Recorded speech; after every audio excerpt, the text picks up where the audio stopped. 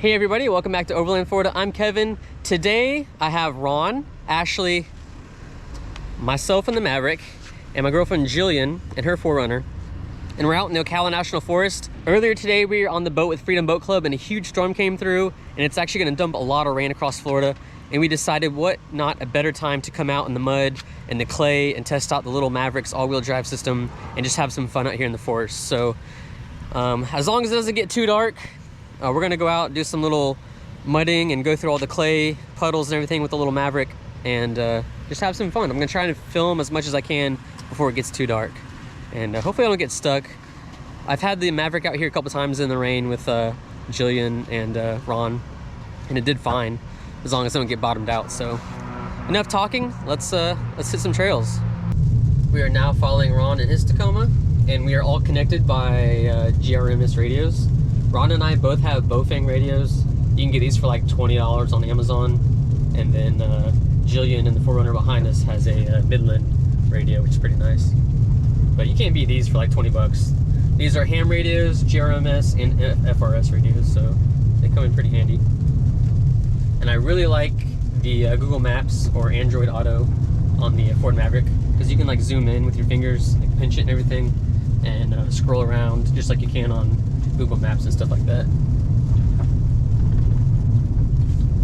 So it comes in pretty handy.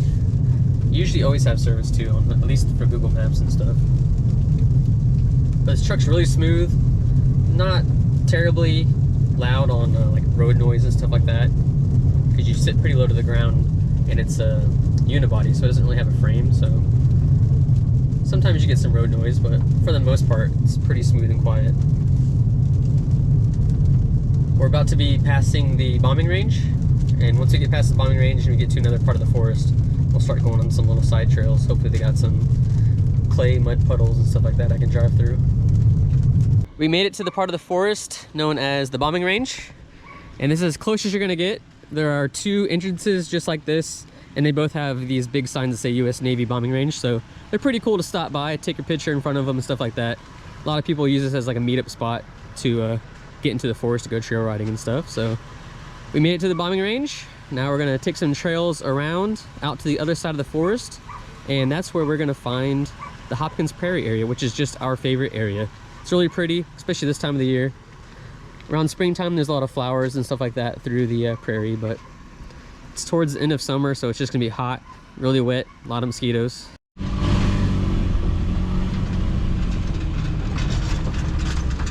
So we're on the Power Lines Road, or a road that's known as like the Power Line Road. It's supposed to be some of the super soft sandy area, which is what I want to drive through with the Maverick to see how well it does. But of course it's a little damp out, so the sand's not as soft as it usually is, but it does get really deep in sections. So this goes on for quite a few miles. I want to say almost 5 miles of deep sand.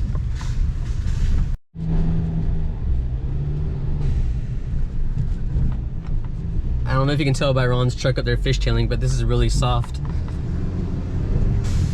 I don't know if you can hear my blow-off valve when I let off the gas. See if I can get it on film, the blow-off valve.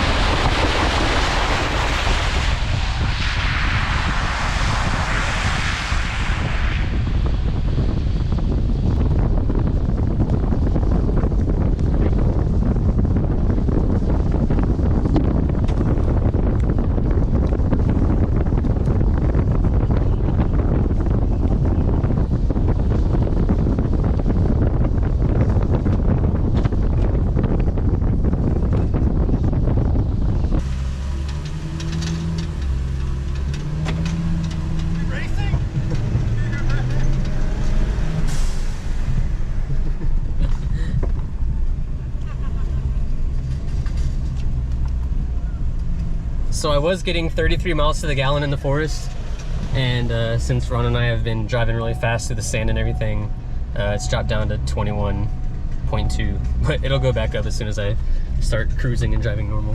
But it's fun to, there's Jillian. It's fun to just drive fast in the sand with this little truck, especially with the turbo. It's so much fun in the sand. And since it's the FX4 package, it has a huge skid, oh crap. It has a huge skid plate on the front, so it kind of, you bottom out and hit the sand and it just kind of just glides right across it. So far, pretty fun truck. Haven't ripped anything off of it yet.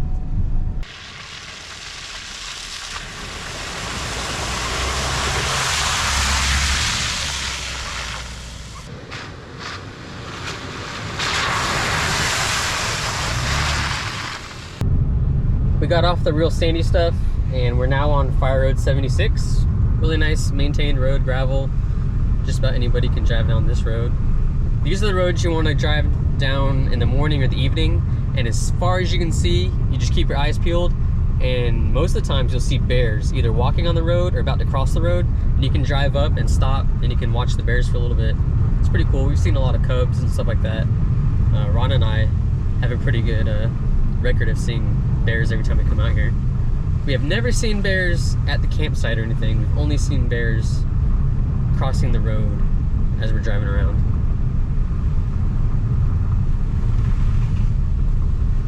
So I totally forgot I had this microphone in the center console of my truck. So I just have my little sunglass thing flip down and the mic just clips on there when I want to use it. And it's really nice because it makes this hands-free. I can leave this in the RAM mount and I can just use the microphone right there. This is a spot of the forest where they logged a couple years ago, so it's really bare.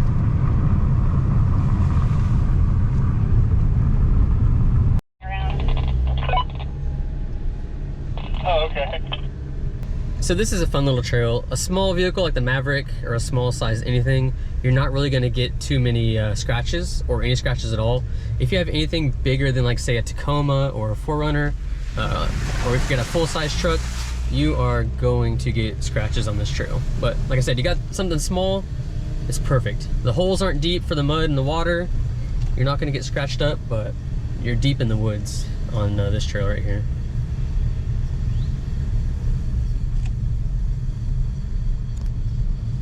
Not too many mud puddles. We came out here 2 weeks ago when it was raining, and it was really deep and I was driving through all these.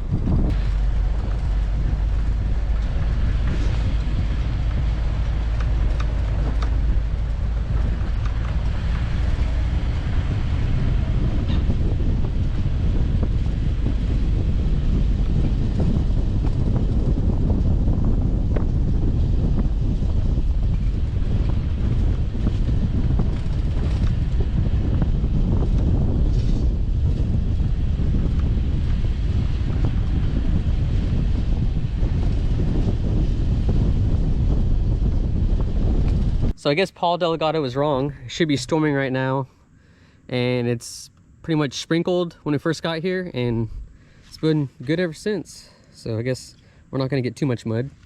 But the little Maverick, even though it's got such little ground clearance, man, this thing keeps just chugging along.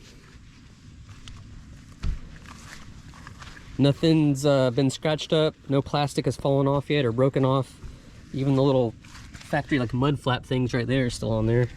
I figured something probably would have got torn off driving fast through all that sand. Bumper's still on there. The tag, I think the tag's coming loose, but that's not a Ford thing. I heard something rattling after I was driving fast through the sand, and I think I had these zippers close together. I think it might have been those, so I separated them. I kind of still hear it a little bit, but I haven't narrowed it down. I guess when I get home and wash this thing, if I see something loose, I'll tighten it up. That's pretty much it. no real complaints. I'm averaging in the high 20s off-roading out here in Ocala National Forest. And that looks pretty deep, so we're gonna try to hug the left side as long as we don't fall in.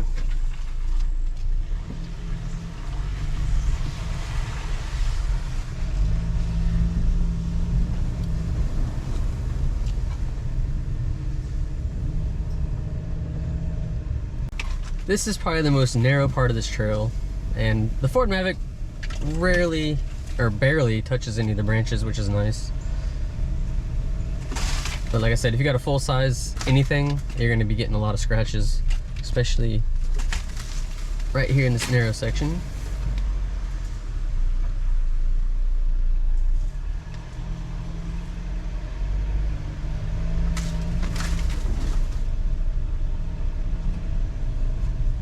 So is the Ford Maverick a capable little off-road truck? I mean, if you're gonna come out here and do forest roads anywhere in the country, usually they're not that bad. They're pretty well maintained. Even going through some creek crossings and stuff like that, yeah, the truck's really capable. They do make lift kits, which would probably give you a better sense of security going through water crossings and gravel areas and rocks and stuff like that. But I mean, my truck's 100% stock, other than I installed a blow-off valve, if you could hear it in the video. And then I have the bed rack on the bed. But other than that, as far as the truck itself goes, suspension, it's 100% stock. And we're out here driving around the forest, driving through mud, clay, sand, really grassy areas, and just trails and stuff like that, and just having fun. And the best part is, on the way here, on the interstate, I'm getting 33 miles to the gallon. Out here, I'm getting about, 24 and a half, 25, even 26 miles to the gallon, just out here exploring, just driving normal in the dirt and sand. So it is a trade-off. If I still had my Tacoma, I'd be spending a lot of money on gas. And here I'm still doing the same things I like to enjoy: camping, exploring out in the woods. And I got me a little gas saver truck. The insurance is a lot cheaper because it's not a 4x4 TRD off-road, stuff like that. So kind of saving money all the way around, and save up my money and drive this truck for a few years, and can always get another big off-road truck or something like that. But in the meantime, kind of enjoying the saving money and going out and still enjoying the same hobbies that I had before. Now, are you gonna win any kind of off-road competitions or go to off-road parks with the Maverick? No, but I can still hang out with my friends and get to some cool places out in the woods and up in the mountains in the Carolinas, and do Charlie's Creek and the Georgia Traverse and stuff like that. So still a lot of fun, still enjoying the little truck.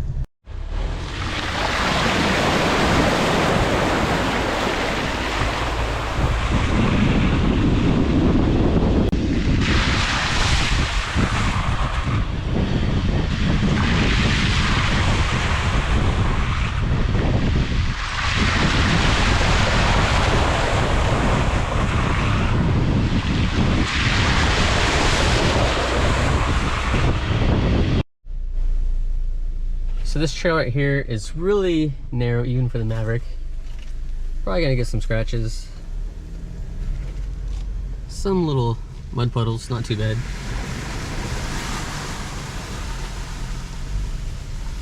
But it's only like 300 yards of this, and then opens up to the prairie.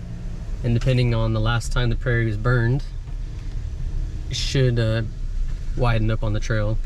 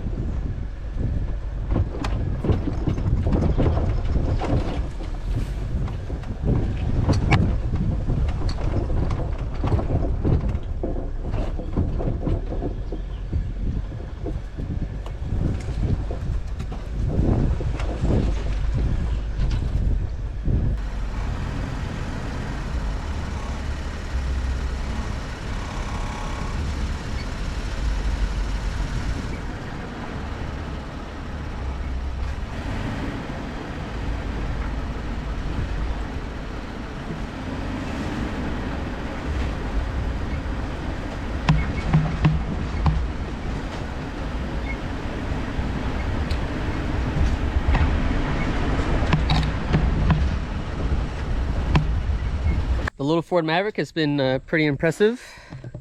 We are now out here at Hopkins Prairie, and we're gonna take a little break, set up some hammocks, enjoy this nice weather. It's starting to cool off, even though it's pretty early for cooling off in Florida, but we have a little front coming through. A little bit of a tropical storm, I think. So it's gonna drop the temperature a little bit. We might do some cooking. We might just mess around with our trucks and organize some camping stuff for this upcoming winter camping season. So Ron's flying the drone, and the dogs are fixated on the drone, of course. But we got a little fire we started, and the weather's still pretty nice. Since we weren't really prepared because we didn't plan on coming out to the forest, we didn't stop by the store to get any food for camping, kind of like a last minute thing. All I had in the back of my truck was 2 things of Cracker Barrel macaroni and cheese, which we can make. And luckily Ron came in clutch with a whole box of nothing but like backpack camping meals. So I think Ron's gonna make some pad thai, some macaroni and cheese. We got some water, we got a stove, I got a whole propane bottle right here. So I think we're gonna be able to get by. Hey Ron, what's the most annoying sound in the world? Tea kettles.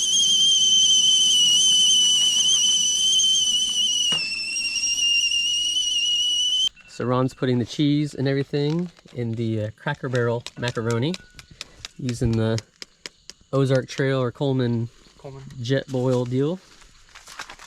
And then the pad thai has had water added to it, hot water. It's been sealed up, so it's cooking, and the timer just went off. So the pad thai should be ready. Macaroni's minutes away. Mosquitoes are out, but they're not horrible by any means. We used Ron's portable kitchen and this nice little fold-down table right here. And not bad for a last-minute thrown together, not prepared camping trip, but we have pad thai, which is right here. Looks really good. And then, of course, the Cracker Barrel macaroni and cheese. And if it shows up on the GoPro, barely, right here at the end of my finger, we have a blood moon coming up right now. It is huge and so bright. So we'll check back in a little bit and see if it'll show up on the GoPro, but it shows up on the cell phone camera. Is really nice. So that's a wrap. That's our little off-roading adventure for the day, and a halfway camping trip. We didn't stay till the morning, but it's pretty late at night. We're gonna leave and head back to the house and do stuff we gotta do for the rest of the weekend. But yeah, this is our setup, and if you guys want to subscribe, if you haven't subscribed yet, we're gonna do a lot of camping this coming fall and winter.